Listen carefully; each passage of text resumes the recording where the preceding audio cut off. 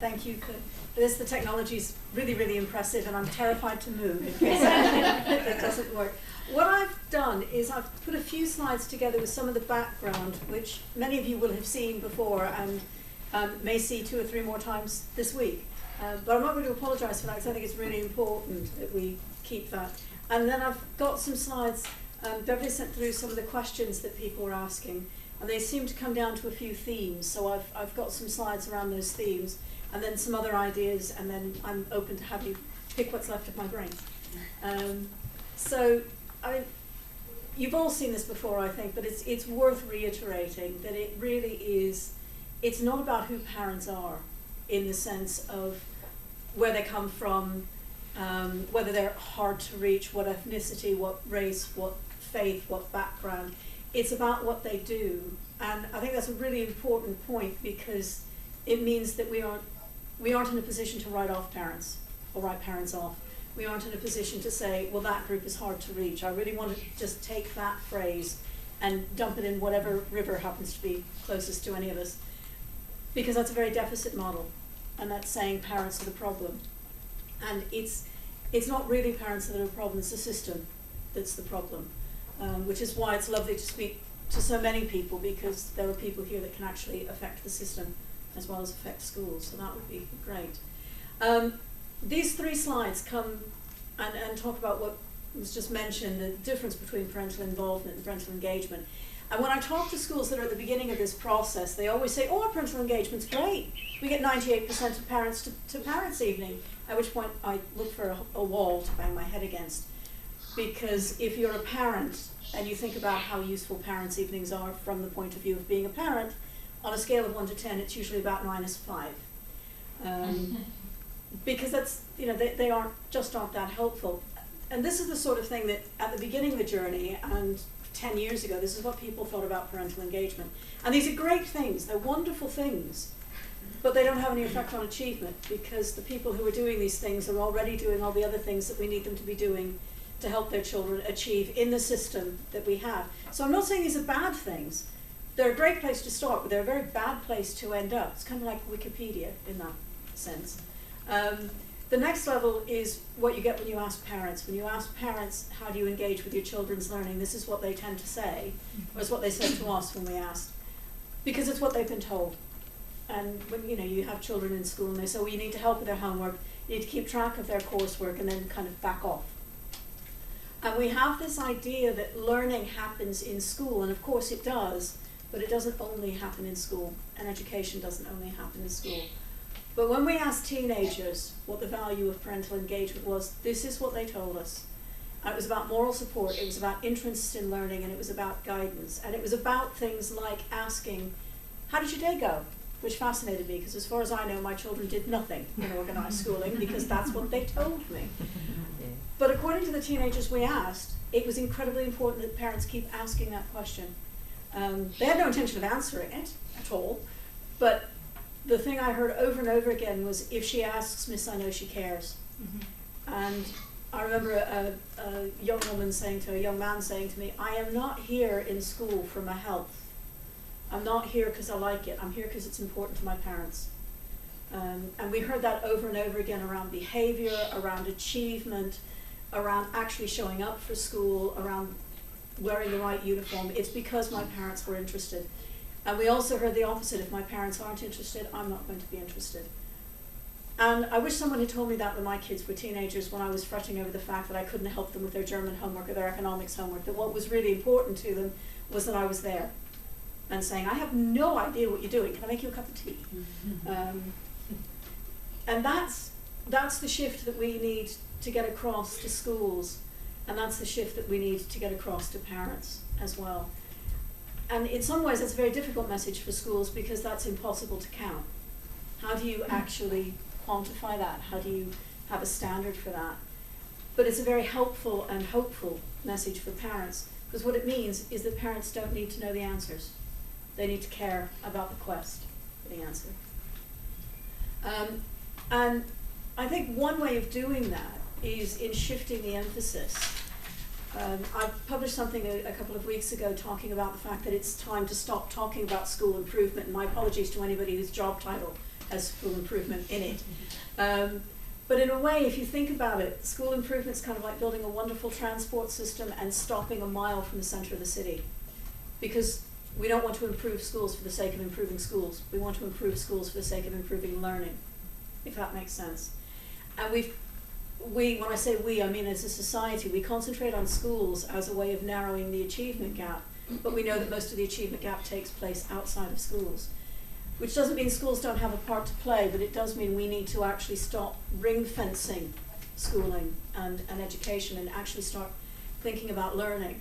And it always comes up in the debates about taking children out of school, and you hear people say, well, if they're not in school, they're not learning.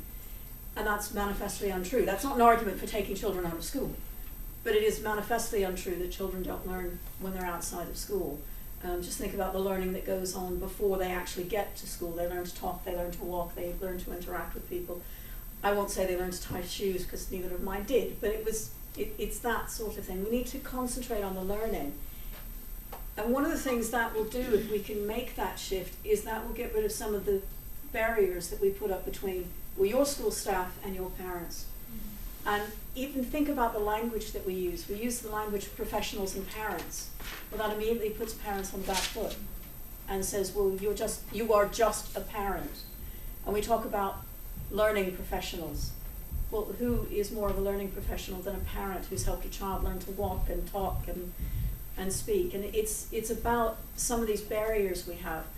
And I'm suggesting that we have these three sort of, in an ideal world, they overlap entirely. I'm not sure we have an ideal world, but in an ideal world, they would overlap entirely. Learning starts at least from the day you're born, if not before, and goes on, at least to your last breath. And education, I would suggest, is learning with rules or some sort of format. But that's not just about school.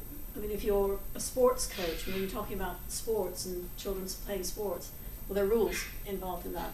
If you're involved in scouts or scouting or guiding, that's education, because they're standardized things that you need to learn. And within that, there's a much smaller bit that's schooling. But we've put these artificial barriers around schooling, and we've said, this is a special type of learning. But if we can begin to actually think about learning overall, then I think it makes it a lot easier to actually work in partnership with parents. Because what we are all interested in, the reason that we're all sitting in this room or wherever we happen to be sitting, is because we're interested in children's learning. That's the final bit. Well, the ultimate bit is probably most of us were interested in change and making a better world. That's why we got into this. It may be difficult to remember at times, but that's why we got into this, and that's about children's learning, I think.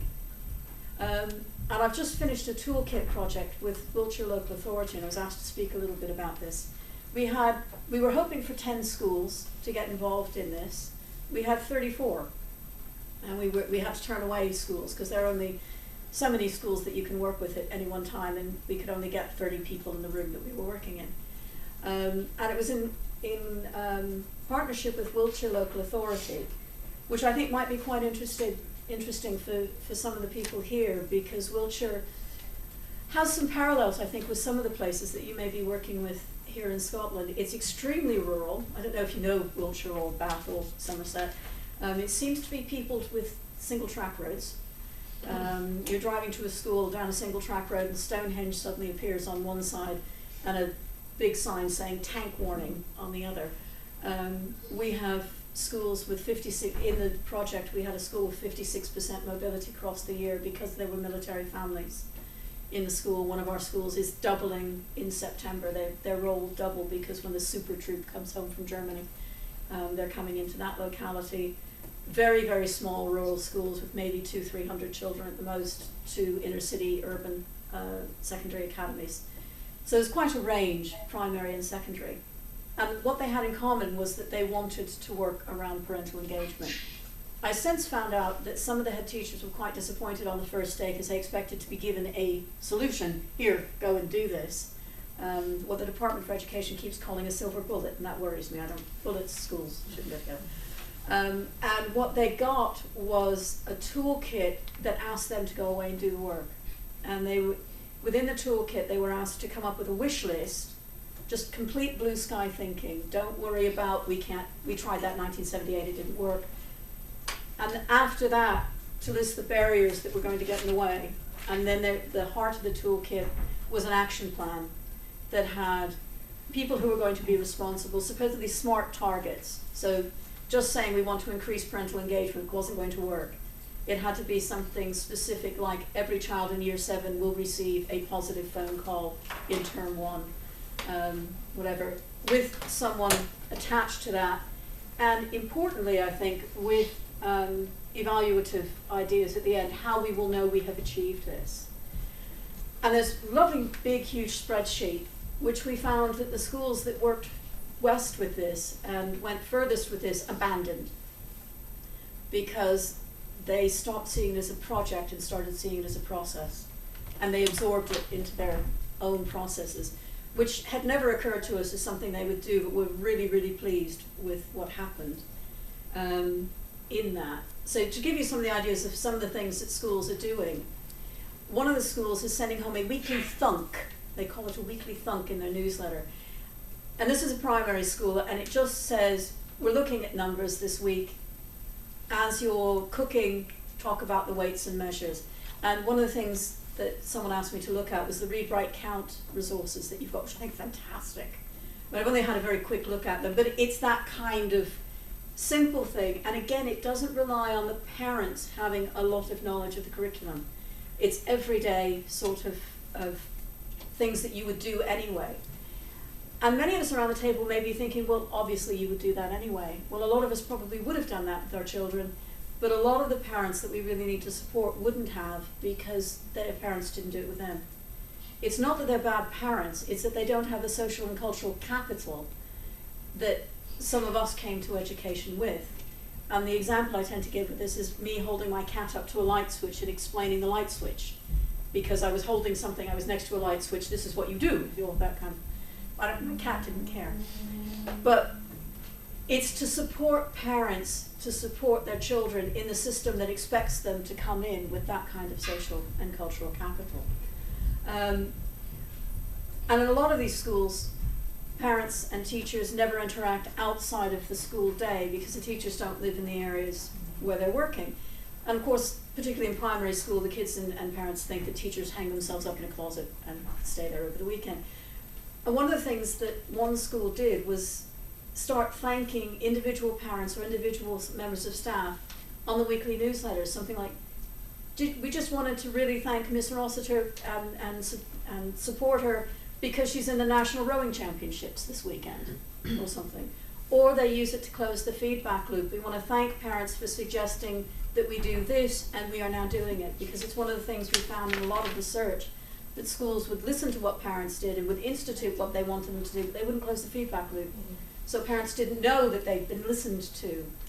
And if you don't feel you've been listened to, it doesn't matter that you have been, you still don't feel like you've been listened to. One of the things that came across from almost all the schools was that they had to keep being brave, and you have to keep trying new ideas. Just because only 2 parents came when you tried something, and they were the 2 parents that you expected to come, and the 2 parents that you knew would come, doesn't mean that you shouldn't do it again, or that you shouldn't try it. And there was something about being brave. I don't think I have it listed, but one of the schools asked their teachers not to stand together on the playground, because they found out that parents wouldn't approach 2 teachers, but they might approach 1. And it's really simple when obvious when you say it, but when the head teacher mentioned it, I could see every other head teacher in the room writing it down.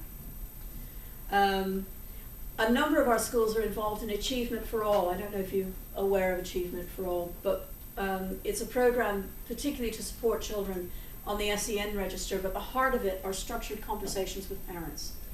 And it's with a parent, generally with a child there as well, with a named key worker, and there are structured conversations with parents. And a number of the schools that were doing that anyway have expanded that to all of their pupils, or as many of their pupils as they can, rather than sending home a report on Wednesday and then having parents' evening on Friday, at which point you read the report to the parent who has already had it for 2 days.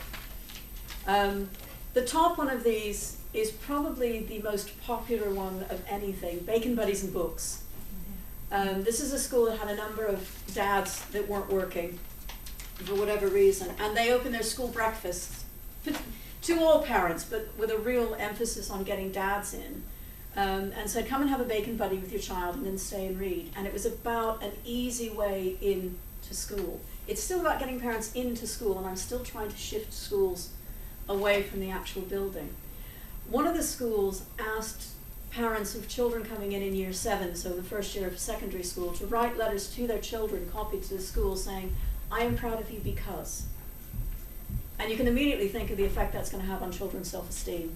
You know, we do a lot of work around particularly girls' self-esteem. And if you'd received one of those when you were 18, when you were 14 or 12 or something, it'd still be in a box somewhere, wouldn't it? You'd still take it out when things got rough. And I think that's just a fantastic idea. One of the primary schools, early year settings, has come up with a form where they ask parents, what do we need to know about your child?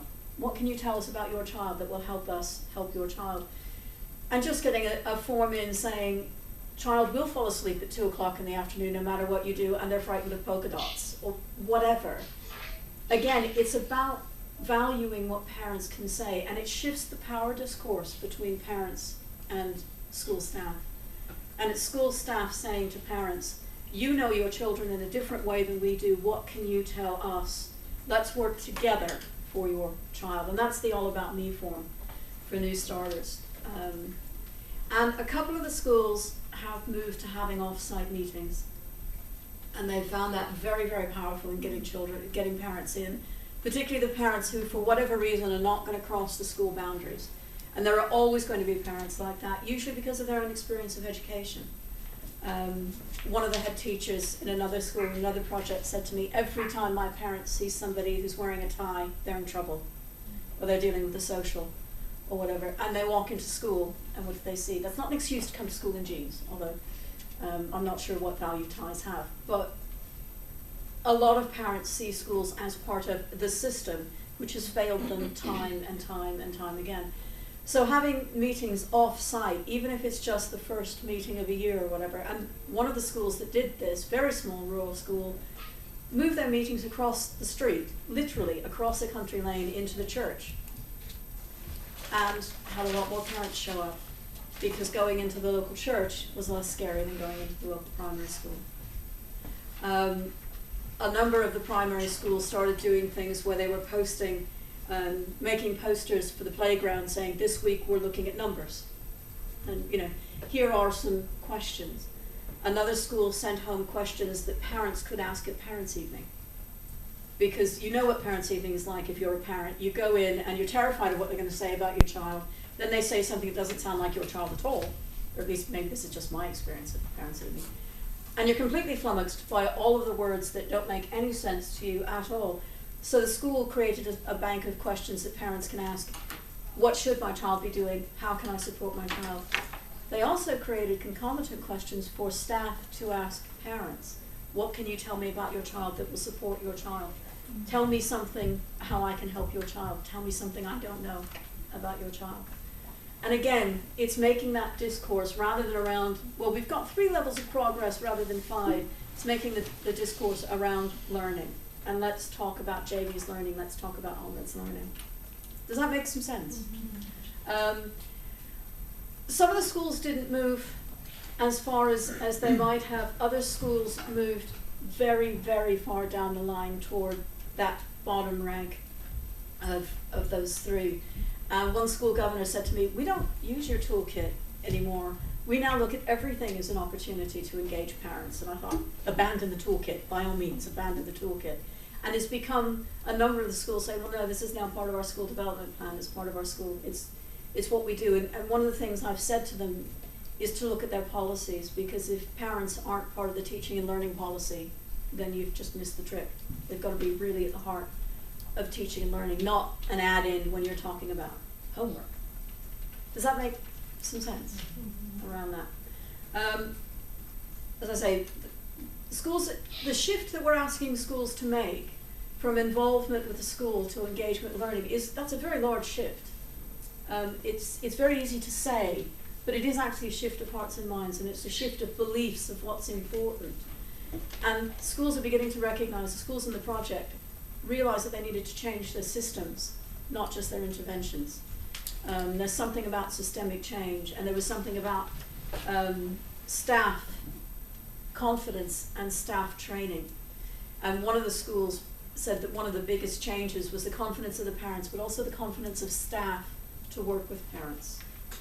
And that was a primary school, and you expect in some ways primary staff to be easier, but in dealing with parents. But you know, it raised, because staff were no longer trying to say, look, this is the English you need to know. What they were saying is what you need to do is love your children, which is a fairly easy message to get across, because of course the vast majority of parents already do.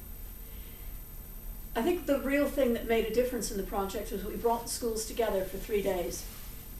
3 individual days, not 3 days on the trot. We didn't give them any money for cover. We didn't have any money for cover. This entire project, going over a year, cost just under £2,000. So it wasn't an expensive thing to do. So we didn't have any money for cover. We didn't even have any money for expenses. We did give them lunch and tea and coffee. But we had between 30 and 60 people at each one of these. And that was the heart of it, was schools actually having a chance, school staff actually having a chance to say, what are you doing? Is that working for you? And at each of the days we had presentations from schools, case study schools, saying this is what we're doing. And that, I think, is what actually made the shift, was hearing from other practitioners saying, this is working for us, or we tried this and it didn't work. And somebody else saying, oh yeah, we did that and it, you know. I'm preaching to the converted, but it's worth saying it again. Schools needed support to make that change. Schools needed to hear the research around what actually made the difference, but they also needed support from other schools. And we had presentations, we had 2 main keynote presentations in this, one from Rob Lowe, whose work I'll come back to in a little while, and the other from Dr. Rita Chawla-Duggan, who's done a lot of work around fathers and engaging fathers, which of course is, we say engaging parents, but a lot of the time what people hear when you say engaging parents is engaging mothers. And we're still working on women's unpaid labor here, and we need to actually be engaging fathers. And one of the things that we were asking, particularly early years in primary schools, to do was go back and see if there were any representations of fathers, dads, granddads, or grandparents in the schools, because generally it's not, it's mum. And so schools wanted that support, and they got it. And they need to change. We know from research that teachers need to change, see that something works before they're willing to change their practice, which is entirely sensible, because you're dealing with children's educations here. Does that make some sense before I move on to the questions that you asked? Anybody want to ask anything about Toolkit before we? Can I just ask what sort of format that took, the Toolkit? Was it? It was an electronic document. It was about as low-key as you could possibly get. We did give it to them in hard copy, but there's really no point in giving school staff something in hard copy, because it's just going to get lost, whereas if it's electronic. And also that way with a spreadsheet they could expand it. And what was the frequency of kind of meetings? It was a year-long project, and we came together 3 times, January, May and January. We did ask schools to hand in evaluation forms each term. I'll let you guess how well that went. I think in the first term we got 9. So on the last day we actually asked them to fill in snapshots of the changes that had happened. And when the report comes out, which I will be sending the report to the local authority hopefully by the end of the month, and when that is actually published, I think the main data will come from those snapshots from schools, because they were so busy doing this that they didn't actually have time to fill in the evaluation forms, which I should have foreseen. But so I was a series of questions that people were asking, and they sort of came up around a number of themes. And one of the themes that came up was, how do we capture and share good practice? And I was really pleased to see that, because one of the things, my foundational beliefs, is that it's not that there isn't good practice going on. There's a huge amount of incredibly good practice going on, but we have no idea what it is. And 2 schools can be across the road from each other and still not be sharing practice. There's no kind of national or international database that I know of where schools can just sort of say, upload something and say, we did a thing and this was the outcome. And it would be lovely if there was. So how do we share that? There are lots of ways. One is about capturing the good practice, and one is about sharing it. never underestimate the value of social media. It's amazing, particularly Twitter, I think. For one reason, it's really easy to read Twitter. 140 characters you can read really quickly. The bad thing about Twitter is that tweets apparently have a life of about 15 minutes. So if you don't, and if you follow me on Twitter, A, it won't take a lot of your time, and B, it looks like I'm on Twitter all the time. I'm really not. I have a program that puts stuff up for me.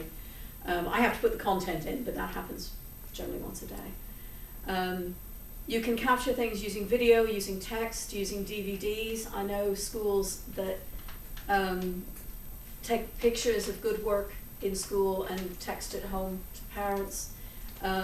Schools that I was talking to somebody the other day, particularly special schools, where you're working with children with profound needs. You may also be working with parents with profound needs. And sending home something visual like a DVD can be much more useful and powerful than sending home a report that's full of educational jargon that you need a PhD to understand in the first place. I am a great fan and a great advocate of getting of having education as a postgraduate profession, not necessarily as an entry point, but certainly as a continuing point. And if you have staff in schools or in a group of schools or a cluster of schools, somebody who's doing an MA, somebody who's doing a doctorate, if you're interested in that, talk to me later. Working with local schools, working with local universities, researchers, charities. There are an awful lot of universities around, and many of them have PhD students that need something to do, or have MA students that need something to do. They will happily capture a lot of this for you. So if you have staff that are doing postgraduate degrees, that would be a fantastic way of capturing some of this. In terms of focus groups, questionnaires, reflective journals, those are about capturing the impact of actually what you're doing. You've done a thing, how do you know it's had an effect? One of the questions absolutely flummoxed me. How does work with parents in Scotland compare with work in other countries? The answer to that is we don't have enough data for the work in Scotland or the work in other countries to actually answer that. However, it did make me go away and look at things like the research from Punter et al. And it was really interesting. 41 countries, including countries in Asia, Australasia, whatever, still showed that parental involvement and parental engagement with reading is a powerful thing. It's not just a Western phenomenon. Much less agreement about helping with homework, and I don't want to have the discussion about whether homework is a good thing or not, because we will be here all day. But there are cultural differences around that. In terms of the work that's actually going on, I think Scotland's fairly unusual in having parental engagement or parental involvement as part of law and as mandated, and of course the 2006 Act, which is being reviewed. That doesn't necessarily mean that everybody's doing it, but it is there, and it is something, it at least raises the profile and shows that it's important. In England, it was inspected by Ofsted for a glorious sort of 4 years. It was inspected by Ofsted. It's no longer inspected by Ofsted except in early years. Parental involvement with the school is still there, but for a while it was parental engagement with children's learning to the benefit of children's learning, and that was the phrasing that was used in Ofsted. It was wonderful, but it's not there anymore. There is some fantastic practice going on in Scotland. One of the things that I was asked to do in the Toolkit project was report on things that were going on in Scotland and Wales, and one of the projects I came across is you come across boats. These are actually Scottish initiatives. It's bring older adults to our schools. The acronym is BOATS, and it is a Scottish project. And it looks fantastic, and the idea is get adults into schools. I'm sure you're aware of Dad's Rock, which I think is just the most wonderful idea. It looks fantastic. And there's a very great amount, as far as I can see, of innovative practice going on. But what we don't have, that I know of anywhere, is kind of a register of this. And register sounds like a horrible word, where you've got to register before you can do it, but just somebody collecting what's going on. So if you do have a PhD student or something that comes to you and says, I need to do something, please ask them to do that. That would be That would be great. My feeling is that there's a very great deal going on, and more than that, there's a heightened idea that this is an important thing to do, which is really, I think, part of it. There were a number of questions that I was sent that were around evaluating. And about 8-9 years ago, we were asked by the Department of Education to come up with a list of schools that were very good at evaluating CPD. And we spent about 10 months talking to schools that we were told were very good at this, and went back to the department and said, yeah, we can't find anybody. What we found was that schools were cascading information, but they weren't actually evaluating it. And if they were evaluating it, they were evaluating it at the end of the project. Well, that tells you whether or not people had a nice lunch, but it doesn't actually tell you anything about what's going on. So this is kind of a list of things that can be evaluated. The obvious one is achievement and progress that children make. I'm reasonably sure that it would be impossible to look at a group of children and say this group of children made progress better than that group of children because of a particular intervention. Children are walking sets of variables. There are just too many things going on with children. What you can look at, though, are correlations. You can look at increased parental confidence. How many times are parents getting in touch with school? Are parents initiating contact with the school? Are staff more confident in dealing with parents? And the real thing, the thing that will actually make a difference, is increased discussion about learning in the home. There are ways of actually not calculating that, but there are ways of actually looking at that. And one of them is actually asking the children, have you talked about this? Another way is sending stuff home where you are actually asking parents to interact with their children. Not things where you're saying, go ask mum if she knows this, because that puts parents on the spot, and that's not what we're really about. But talk to your parents about. One of the schools in the Toolkit did a wonderful thing. They had Wiltshire is second bottom in the country for phonics. Please don't, well, I suppose that's quite well known. So there's a lot of emphasis on phonics. And one of the schools had a phonics party, which doesn't actually sound like where you'd want to be on a Friday night. But to get parents in, the children wrote the invitations themselves. The school took pictures of the children holding the invitations and sent the pictures home. And the invitation, please come to my phonics party, whatever. Had, I think, almost 100% turnout. But those pictures were already made into pages for each child, so that each child had a page that had their picture on it, with a speech bubble for the parent to write something.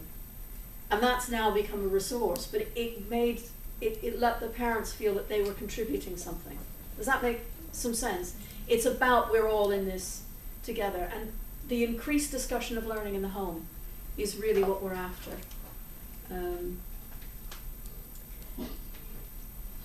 There are a number of ways that you can do this.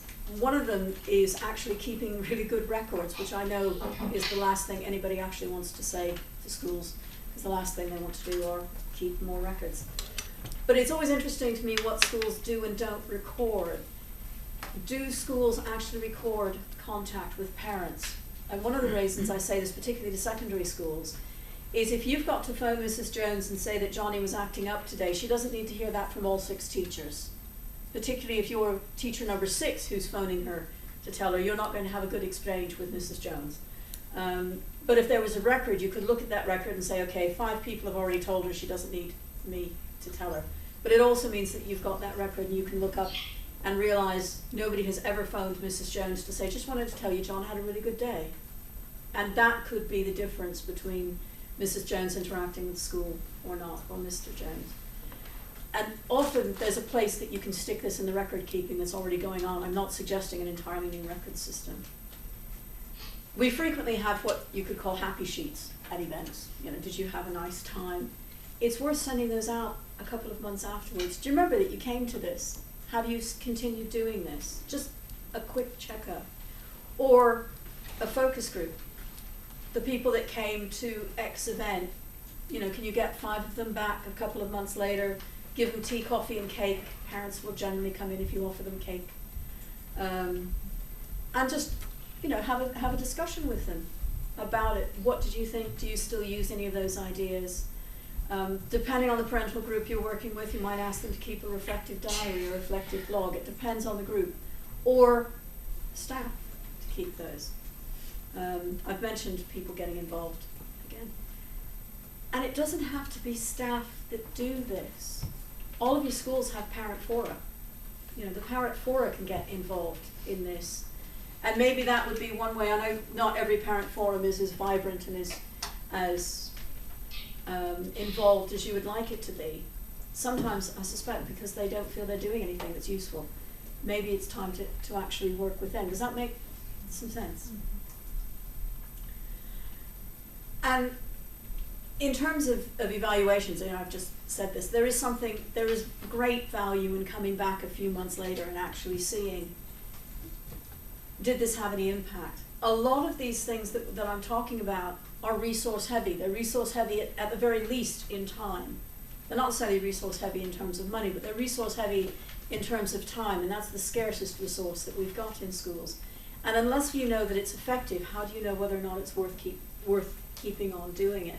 So actually coming back a couple of months later and doing some form of evaluation, even if it's just asking teachers, have you seen a difference since you did that? Can you see any difference? And it's something we don't do. We don't tend to do it as researchers, and we don't tend to do it in schools. Teachers do it automatically for their own teaching. Anybody who's been a teacher has walked out of a classroom at some point going, that did not work. It's worked every other time, it did not work today. Teachers are by nature reflective practitioners, and it's about using some of those skills. This is the framework that Thomas Guskey uses for evaluation. I can give you the references for this later, but you can easily find it. It's all over the internet.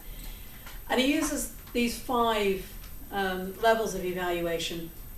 Participant reaction, that's the happy sheet. Did you have a good time? Did you? And you're always going to find out about the lunch. Every happy sheet will tell you about the lunch. The next one's what you learned. And those can both be done on the day. And it's really interesting if you're doing any kind of training just to ask people to make a list of one thing I am taking away from today.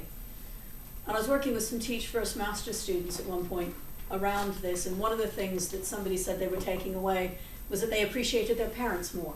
And I thought, well, my work here is done. I have no idea what that is. Hold on. Can I get rid of that? Go away. That's all right, it's gone. I'll come back to the third in a minute. The fourth is participants actually using that learning, so actually getting back into the classroom or getting back into the setting and saying, okay, I learned this, how am I actually going to use it? Because we all know what professional development for school staff is like. You have a shiny new binder and it's wonderful, and then you get back in school and there have been 16 crises while you've been out of school, and how do you actually deal with them? The last one is actually people outcomes. Can you see a difference in the children and the young people that you're working with because of what you've done?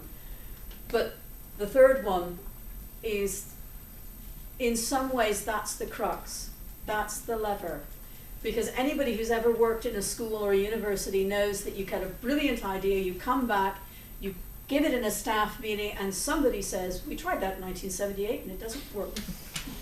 And if you don't have somebody like that on your staff, it's great, but I can probably find a couple of schools that have 2 and would be happy to share.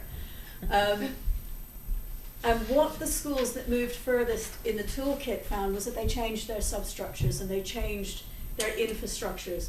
They changed their staff training. They changed the way staff behaved. They changed the way they worked around parents. It wasn't just an intervention. It wasn't just a project. It was organizational change.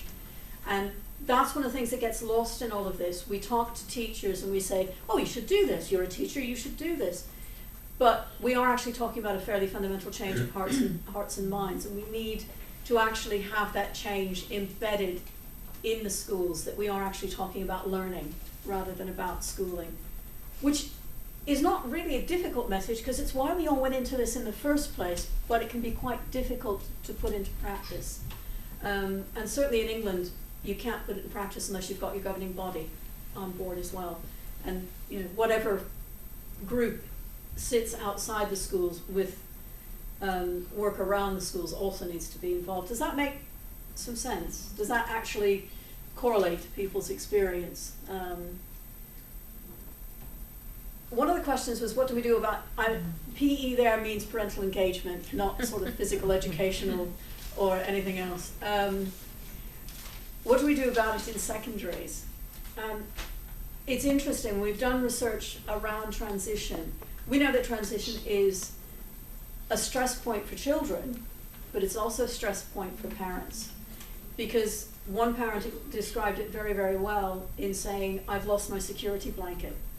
You know, the mum's mafia outside the gate. I knew my child had one teacher, it was a very small school, and suddenly they've gone to someplace that looks like Fort Knox. I can't get in it because I don't have a security card. And the parent didn't say this, but it's the reality that secondary schools are full of teenagers, and we are conditioned to be afraid of our teenagers. I don't know why, but we are conditioned to be afraid of our teenagers. And secondary schools are full of them. And they're all taller than me, and they're all loud. And secondary schools are very frightening places for parents, and they're also very difficult for parents to get a handle on. Primary schools generally much smaller as well. So what do you do about parental engagement in secondaries?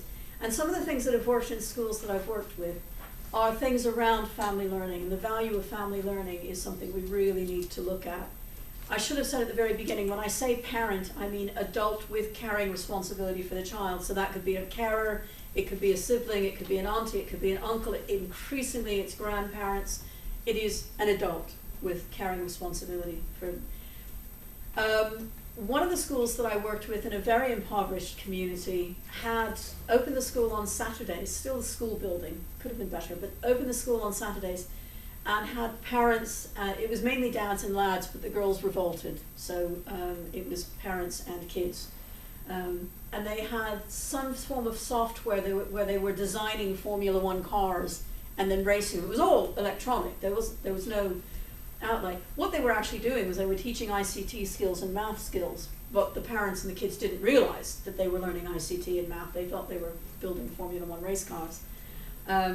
Another group that I worked with, and I'm not quite sure why this worked out, but the local Premier League football club had an ICT suite underneath the stadium. I'm not sure why, but they did. And so they got in touch with that football club, and on the match days, they would have parents and kids in doing stuff on the computers underneath the grounds, and then they had reduced price tickets for the for the friendlies or whatever. It was a venue that a lot of the parents and kids were used to going to. It was a non-educational venue. A lot of the parents that would never rock up to school came there.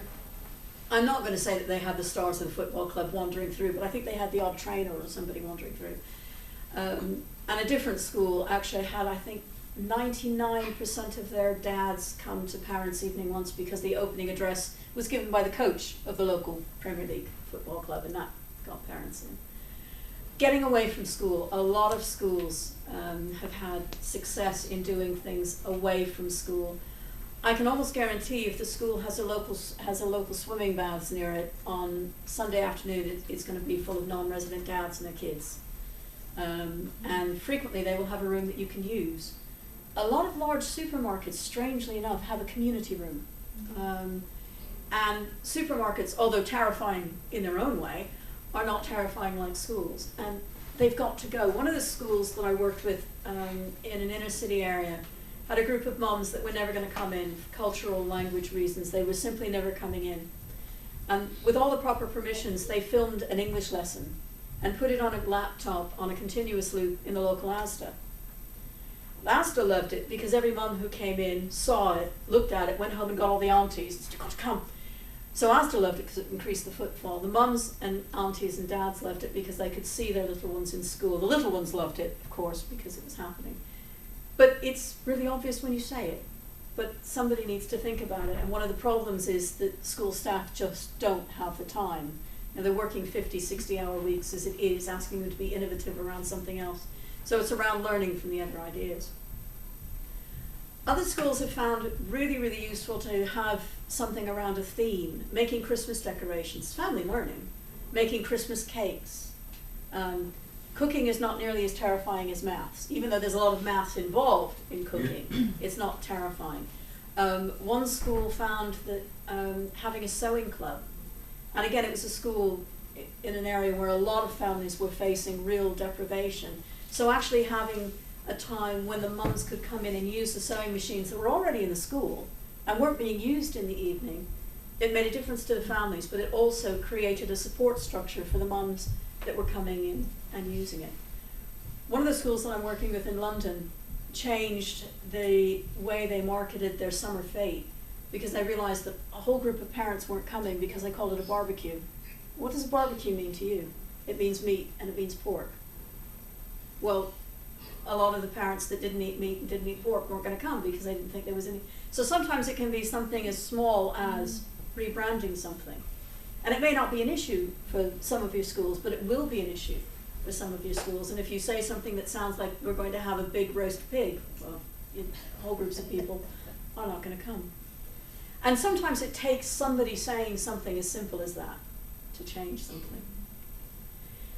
The other thing is about sharing good practice. There is so much good practice going on in our schools. It's just a huge amount. But we work in silos, and schools work in silos, and they just don't get the chance.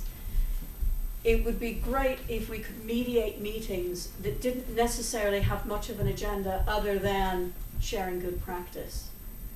Frequently, the sharing good practice has to happen over lunch really, really quickly. And somebody saying, did that make any sense to you? Would that work in your school? Would not work in my school. So something about that.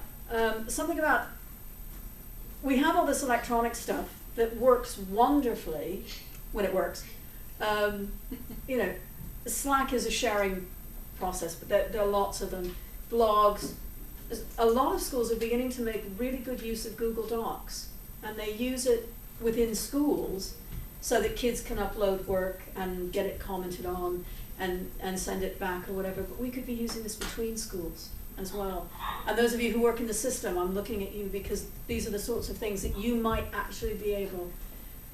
It doesn't need heavy sort of anybody regulating it, but even just a place where schools could say, here are the handouts that we used. You know, this really worked. Parents found this really helpful. I mean, some of the stuff on Read, Write, Count, those resources are absolutely fantastic. But does everybody know about them? Does everybody know where they can find them? There's a great deal of value, as you all know, in visiting schools and freeing up time for people to visit schools. And it always intrigues me that you frequently talk to head teachers who've been to Australia or they've been to New Zealand or whatever, but they haven't been to the school down the road. And there's nothing wrong with going to Australia or going to New Zealand, but you know, can we actually put this in somewhere so that we are actually visiting each other? I mean, I spend a lot of time going in and out of schools, and what I see is just astoundingly good. It's fantastic. And I love going in around Christmas, and I will never get the glitter out of my suit coat. But, you know, there's so much going on. And also, if you've done something and you've evaluated it, share that as well. I don't think there is a group of people that is as hungry for development as teachers are. That's my experience anyway. And we all know that we've all had failed lessons. We've all had sessions that really, really didn't work, or you tell the joke and everybody just stares at you. Or you tell the joke and someone writes it down because they think it's part of the content. And you learn as you go. And sharing that as well.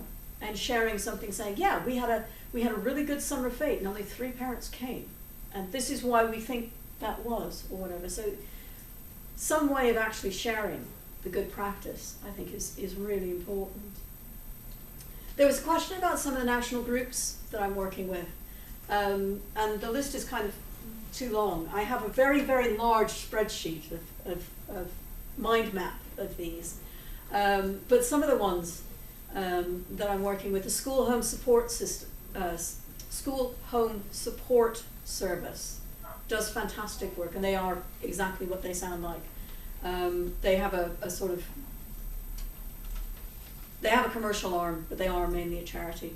Campaign for Learning, again, charity. The Relational Schools Foundation, you may not have heard of. They were the Relational Schools organization, but as of last week, they're the Relational Schools Foundation. They're based off, not surprisingly, the importance of relationships, and they actually have a proprietary tool. And I'm not endorsing the questionnaire, but I am saying it is well worth going and looking at their website around the work they're doing around relationships in schools. And there was a report in the Times Educational Supplement a couple of weeks ago around some work that they've done in schools. And the tool that they use allows you to judge the quality of relationships between children and staff, and between staff and children. And I'm not sort of endorsing that particular thing, but it is well worth going and looking at their work. And the Sutton Trust at the moment is running 5 parental engagement programs looking at supporting parental engagement. So, and I will now be able to list 4 of those, I'm sure. One of them is called Easy Peasy, which is an app, and it's set up so that people can see it on their smartphones. But I think it's something like 92% of adults in the UK have access to a smartphone, but far fewer actually have access to broadband. So your parents are much more likely, particularly in areas where they really need support, they're actually much more likely to have a smartphone than they are to have a computer.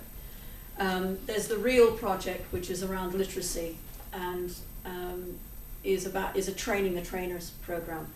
But at the heart of that are home visits to families, modeling work around literacy.